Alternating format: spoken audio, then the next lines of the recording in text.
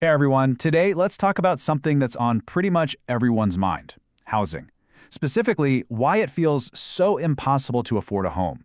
We're going to dig into some really fascinating analysis that asks a pretty bold question. What if the main reason you can't afford a home isn't what you think it is?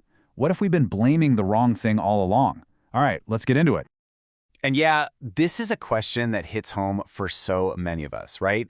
That dream of owning a home just feels like it's drifting further and further away. And honestly, the frustration is real. You see the headlines, you hear people talking, but what's really going on that makes it all feel so out of reach? When you hear people talk about this, the conversation almost always lands on one thing: mortgage rates. They're the usual suspect. But the analysis we're looking at today from Wolf Street makes a really strong case that while we're all laser-focused on interest rates, the real villain, the hidden culprit, is something else: the absolutely unbelievable explosion in home prices themselves. Okay, so first things first, let's really dig into this whole high rates idea. I mean, it feels like they're sky high, but is that feeling based on the whole story?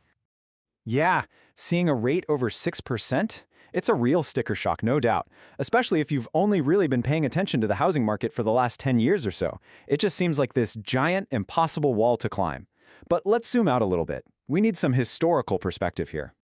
So take a look at this. This slide is a huge eye-opener. Back in the 80s, the average rate was a whopping 12.7%.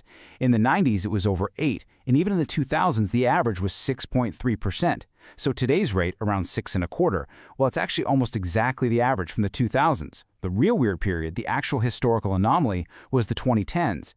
And that's the key takeaway here. Those super low rates we all got used to, they weren't normal.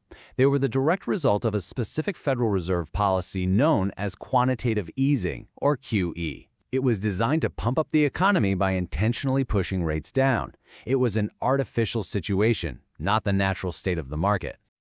Okay, so if today's rates are actually kind of normal, then we have to pivot. Let's look at the main argument from our source here, which is all about the absolutely insane run-up in the price of the houses themselves.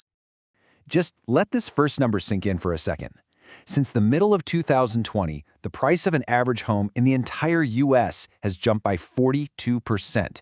That is a massive nationwide leap in just a couple of years. But hold on, it gets way more extreme. If you look at hot markets like Phoenix, prices shot up 60% in just 2 years. I mean, think about that. A house is worth over half again what it was just 24 months earlier. And in some places, it was just off the charts. Sarasota County in Florida saw a 70% price explosion in that same 2-year window. The author calls this ridiculous, and frankly, looking at these numbers, it's hard to argue. So what in the world was going on? This right here, this is the engine that drove that whole price explosion. For a while, the rate of inflation was actually higher than mortgage rates. This created a situation that economists call negative real mortgage rates. Put simply, it was basically better than free money to borrow for a house. And that just lit an absolute bonfire under the housing market, kicking off a mad frenzy of bidding wars where buyers were just trampling each other to get a deal done. Now, of course, this nationwide frenzy didn't play out exactly the same in every single town. The housing market is always a local story. And as we zoom in from the big national picture to specific cities, you can see some very different things happening right now. And this slide shows that perfectly. You've got a place like Austin, right? After a mind-blowing 64% explosion, prices have actually started to come back to earth, dropping 24% from their peak. Same kind of story in Sarasota. But then you have a market like Chicago. It had a smaller boom, sure, but look, prices there are still going up, making the affordability problem in that city even worse today. So this brings us to a really fascinating and, kind of a counterintuitive idea. What if the very thing that most people think is the solution, lower interest rates, is actually the source of the entire problem? This slide lays out the whole argument. It's this vicious cycle. It starts at step 1. Rates get pushed down artificially.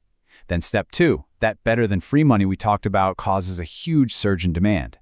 What happens next? Step 3, the surge leads to those crazy bidding wars. And then step 4, home prices just explode, completely detaching from any fundamental value.